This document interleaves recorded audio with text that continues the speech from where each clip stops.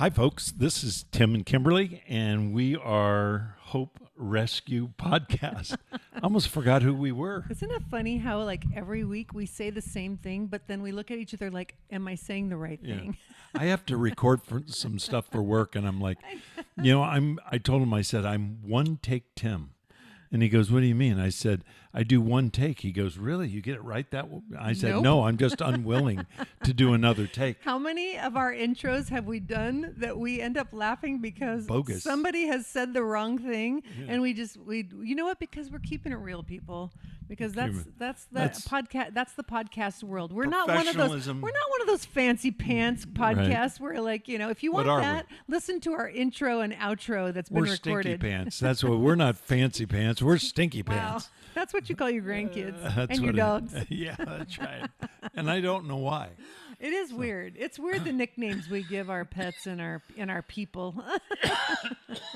And while you're gagging, coughing over there, I'm going to fill in the blanks. We're starting a new series, which I'm very excited about. 5 weeks of coughing. Go ahead. I know. You're getting better, though. You're getting better. On emotional intelligence, which I was so stoked about this because I feel like, well, you have a few degrees. You're that guy. Yeah, Dr. Scott, to those 98.6 is my degree. He's got a few degrees. And so I don't. I have a license in cosmetology as Wait a minute, you do? esthetician. I do. Did you do my hair? Because people are wondering why. Actually, I lost that license years ago because I stopped keeping it up. But that's my intelligence is in that. But I have a degree to a certain degree. I have a certain degree of emotional intelligence. That's what I'll say. Well, here's what I would say about intelligence, IQ, and EQ, emotional intelligence, and that's this. IQ is not based on what you know, but your raw intelligence, your ability to understand and comprehend. Now, that is affected by what you learn and so forth. Right. So people that are not well educated can have an high IQ when we talk about raw intelligence. Same is true with emotional intelligence. A lot of people think because this guy is a politician, maybe not politician, because somebody's a doctor or because somebody's a professional lawyer or whatever, if they're professional, then they have a high level of emotional intelligence. But in fact, that's not necessarily the truth. You're absolutely right. It's not based on your education. It is based on just this. We're going to explain why or how we can develop emotional intelligence, but it's this raw ability to be intuitive with how you feel and what others feel. We'll give a definition for that in a moment. And I would say that, and I think you would agree with me, based on Jesus' life and example, we can't over accentuate how important it is to develop emotional intelligence because that's where relationships lie. And really, as Christ followers, as children of God, we need to invest time in developing our emotional intelligence because our whole job is to love someone more than we love ourselves. Yeah. And, if you want real emotional intelligence, I don't even know if we're going to get to this in our series, which will be about 3 weeks. It really boils down to this. And Jesus said, love the Lord your God with all your heart, with all your soul, with all your might, and love your neighbor as yourself. Right. Love is the matrix of all positive emotions, and fear is the matrix of all negative emotions. That's good. So if you're afraid, it is in absolute contrast to love. Love, if you could learn to love God and love others, I'm telling you, your life would come together. But we aren't going to, go too deep into that. But to say, my question to you is, do you remember when you were a kid, maybe you're too young for this, Kimberly, but when you were a kid, did you take an IQ test? Were you color in the bubble? I remember plenty of bubble tests, but okay. I don't remember specifically taking an EQ test, like IQ. An IQ test. No, I don't ever remember doing that. Yeah, so when I was a kid, it was a big deal, and there was all this, there's controversy around what that meant and how to really gauge somebody's intelligence. And a lot of people would just fill in the bubbles and not really care about it, and just, get through the test so they could go outside and have a candy bar. Recess. Yeah, I got to have recess. Well, you may not be that smart. But, it was supposed to gauge, the idea was that it would gauge raw intelligence. So we looked at several places to see what the EQ tests, because that's kind of a new thing, Yeah. emotional intelligence or EQ. And this is actually, it's probably going to be on our website after this episode, but a good thing to take at home to process with each other, with your spouse, with your kids, and just kind of gauge where you're at. So why don't you give me this test and I'm going to answer. You're going to be honest? As honest as I can on this show. Anyway, and you at home or wherever you are, if you're driving along, just kind of answer this question. Yeah.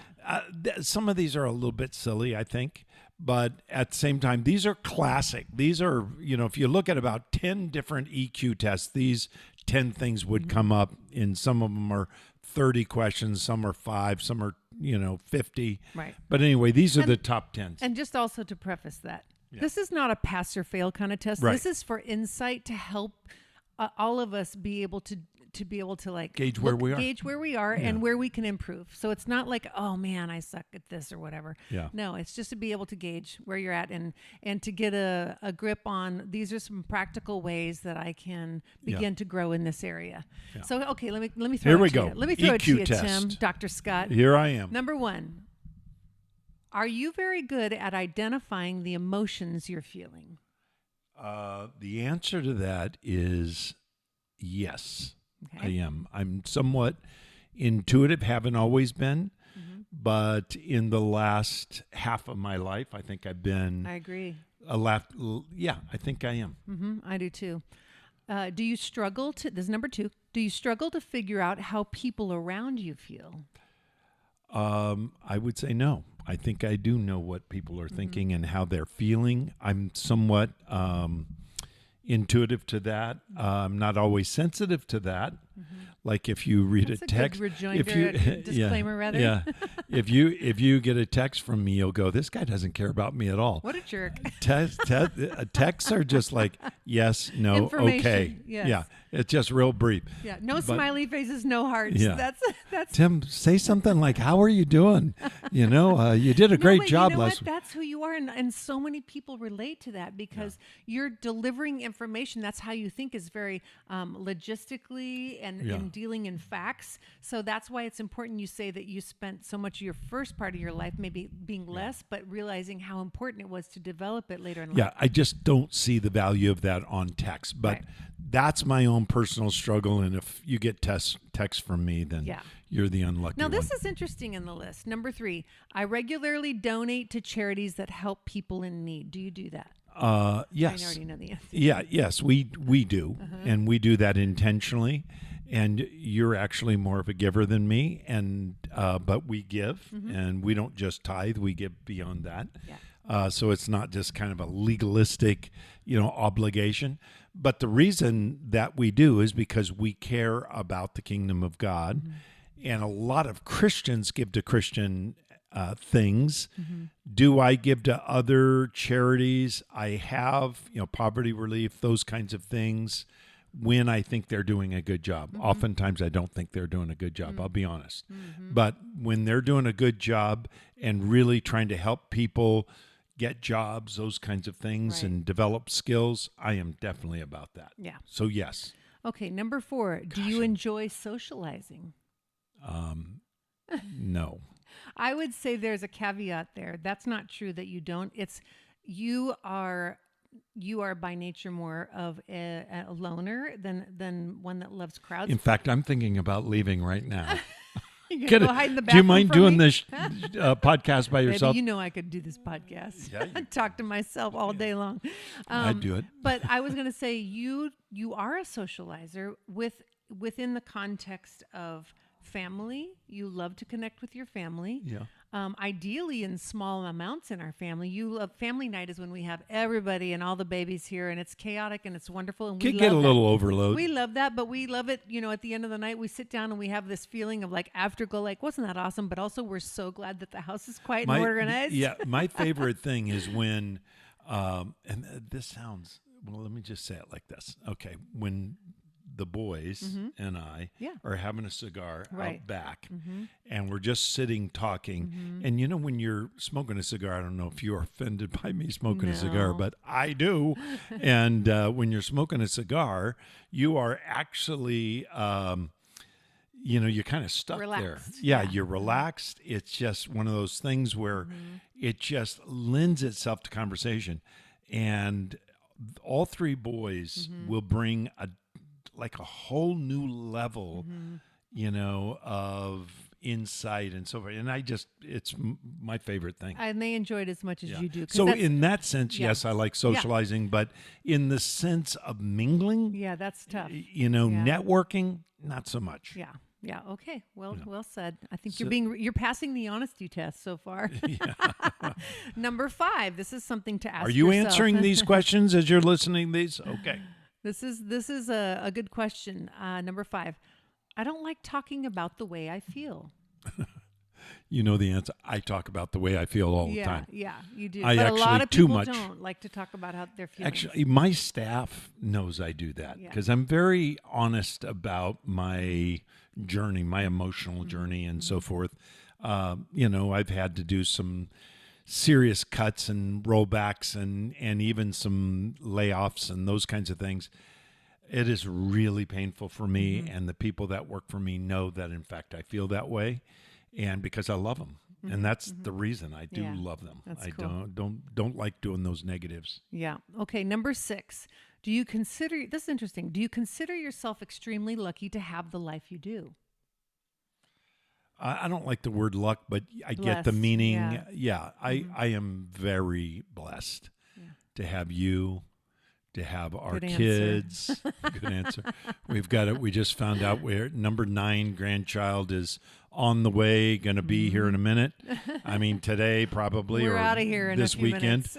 And we better get this podcast done because we got a baby coming. I'm a little distracted. But I am very blessed. We have, we have a modest, a moderate, nice house. I'm glad we have flush toilets and electricity and. I feel very blessed. Good. Okay, well, we got to get through this list because we're 14 minutes into this podcast, Yeah, and I have a grandbaby coming. Yeah, you do. Number 7, are you highly aware of your feelings, like your moods and emotions? That kind of circles back about how you feel. The answer is yes. Yeah. Number 8, are you very good at reading body language? That's a good question. Not like some people, but I think I do it intuitively and not consciously. Okay. So, I think so, but maybe not as good as others. Okay. And are you confident in social situations? Yes. These are all things at home you're like, And number 10, do you find it hard to put how you're feeling into words? Yeah, we already answered that, and the answer is yes. Yeah. So there's the EQ test. How did you do?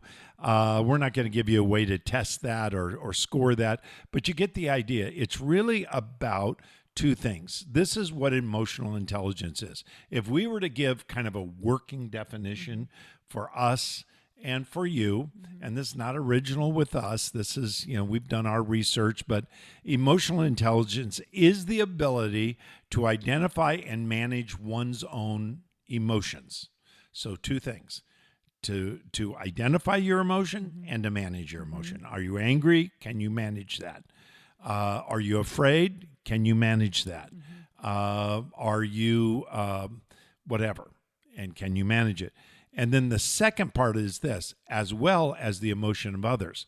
Now, when we say that, we don't mean that you manage the emotions of others, but can you identify what people are feeling? And so those 10 questions we just went over really are about our ability to identify the emotions in ourselves, identify the emotions in others, manage our own emotions. Now listen carefully, and create an environment for other people to have positive response. That's In other great. words, where we're not provoking people unless it's necessary, not coddling people, actually ever. It's a huge mistake to Right. coddle people. Anyway, so emotional awareness is this. There's three component parts to this. The ability to identify your feelings and how they impact us. So when I get angry, if I get angry, I learned this. It's really weird, but in my 50s, 20 years ago, when I was married to Kimberly, when we were first married, I began to realize that when I get angry and I express my anger, I almost never take my anger out on her. Is that fair to say? No, you were I like turn my just anger inside to myself and then at nothing, it just raw anger. minutia, like And when things I that shouldn't matter. express the anger grows. Yeah. And I the more realize, you express it, the more it grows. so I identify the anger and then how it grows. And what I learned was in my research after that, and realized I needed to grow in that, I realized the core of all anger, and check me on this, see if you may not agree with this, but the source of all anger that's not the primary emotion. The primary emotion is fear. What are you afraid of? The fear of being disrespected, the fear of failure, the fear of success. There are a lot of things we're afraid of that are driving that emotion. And then the second thing about emotional intelligence is emotional direction. It always has direction, the ability to apply one's emotions to our thinking. So if we can apply, and we'll explain this if I don't talk too long right now, we really need to get into this. We took too long on the quiz, I guess. But emotional direction is we really need to direct our emotions underneath and toward our proper thinking. The third thing is emotional management. And emotional management is the ability to regulate one's emotions in various situations. So that's kind of how we've done this. This is one of the things that we wrote down was this statement: low emotional intelligence, listen to this drives powerful. blaming, shaming, diverting, hiding, and not apologizing. I think it's worth our time to break that down a little bit. Let's talk about when you have low emotional intelligence, you're not aware of your own emotions. Your thinking is not overpowering your emotions. Your emotions are overpowering your mind, and you're not managing your emotions well. It comes out in blaming. Remember this, and I'll let you speak to this. Sorry. The blaming is the first thing that fallen man did. Adam blamed his wife, wife blamed the serpent. Such a good point to make. That it is it's so intuitive in our flesh nature for that to be a first response. It's deflection. Immediately, like, don't put it on me, lack of ownership. And like you said, I think the root of that, it comes from fear, having to accept responsibility, but blaming, shaming, diverting, which is like deflection. The shaming, let's talk about that. Where does, I see this a lot in business, as if it's okay to do this, is to, in a meeting, expose somebody's weakness or failure, and that makes the person feel better about themselves because there's strong competition in business. And I see that. I see it in the church. I see it in marriage.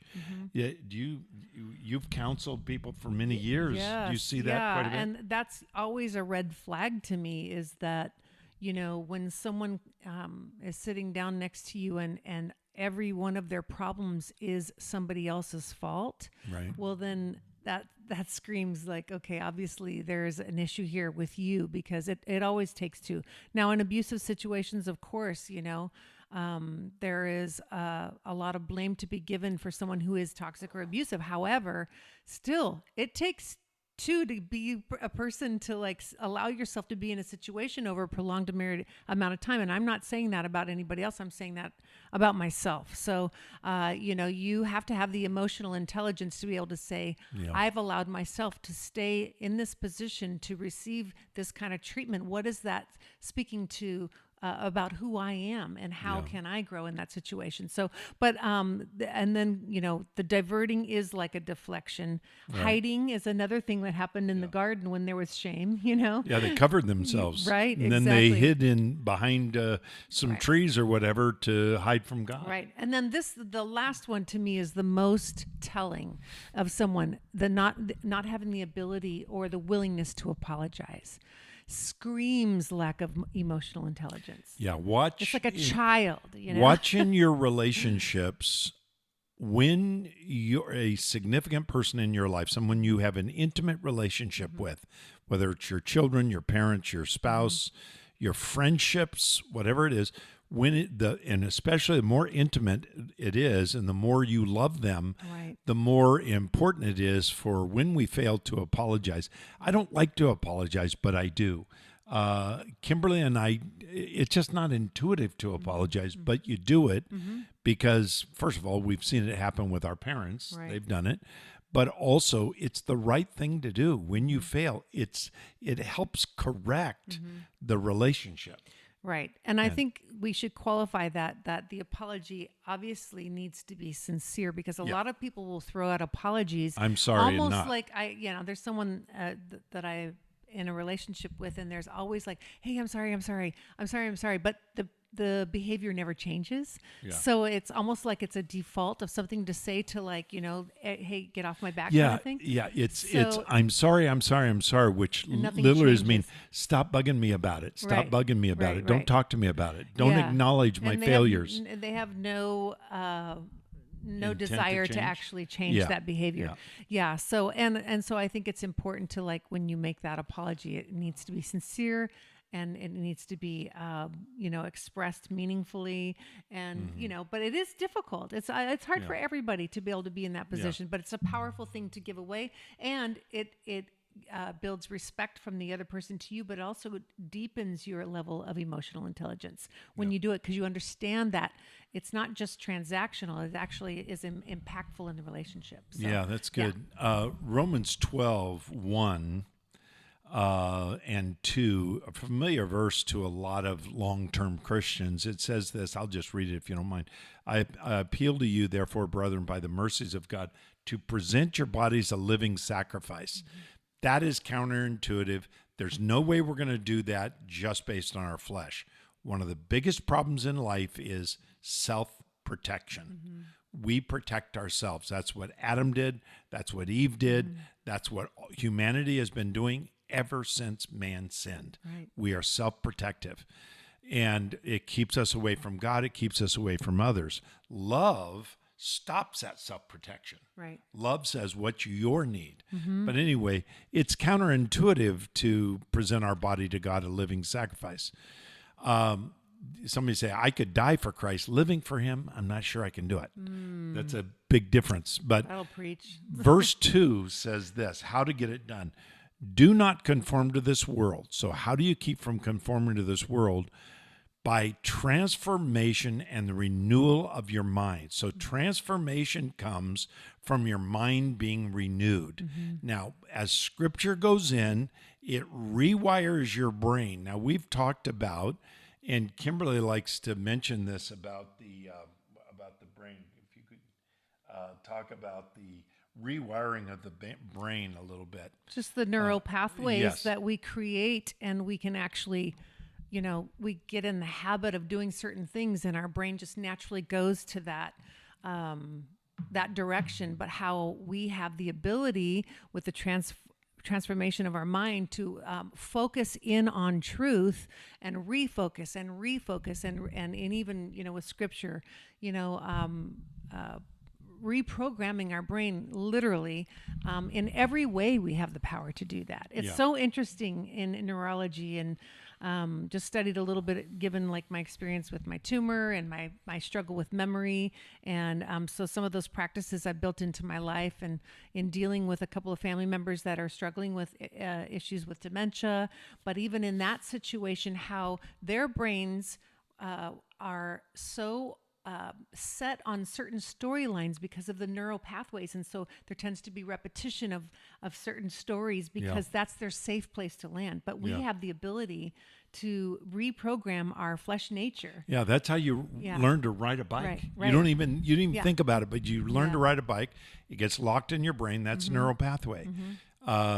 Yelling at somebody because you saw daddy yell at somebody, you think that's the right way, and intuitively you pick that up, and it's not a healthy way to deal. But you can change that by the renewing of your mind through the Word of God. So one of the myths of emotional maturity versus immaturity. It kind of goes back to the blame game that we talked about, but it is saying, well, he or she made me mad. Well, I wouldn't have been in this situation. So many times. I wouldn't have been in this situation. I wouldn't have done what I'd done if he or she hadn't made me mad. So immediately you are stepping away from any kind of responsibility in your reactions in life by placing it on the object, or something else, deflecting again. And can people really make you mad? Or do people give input? Whoops, you slid that up too fast for me. That causes a moment of decision for you. Why do some people respond with emotional balance when there's negative input? Yeah, like somebody moving the prompter when you're talking. I can't make things up. You need to hold that prompter right there. Just leave that. But do people really have the power to make you mad? Or do you give that away? I think that we probably make a decision. Yeah. Think about this. Think about, do people make you mad or do people provoke you? There you go. Okay. So the difference between provocation and being mad. We're going to talk a little bit about that, but just because you're provoked, it doesn't mean your initial response may be anger, fear, whatever the negative emotion. What you do about that is critical. Do I let time go and let it fester, or do I resolve it? What you said to me was painful, and this is how I interpreted that. This is the journey I took as a result of what you said. Now you're creating an opportunity to fix that. Good. And listen, we're out of time. Yeah. I just we got more next week. There's so much to talk about when we talk about emotions. And, it's a very spiritual thing. It's a very psychological, very social thing. Every single relationship you have, if you can increase your emotional intelligence, that is, we'll just call it emotional maturity. If you can increase that, your relationships will increase. Flourish. Start with love. Love God with all your heart. Love your neighbor as yourself. That's the first step in making it right. Well, I can't wait to get through this whole series because it's going to be good. And I hope you'll invite your friends to listen to us at Hope Rescue Podcast at hoperescuepodcast.org. God bless. Have a great week. Bye, guys.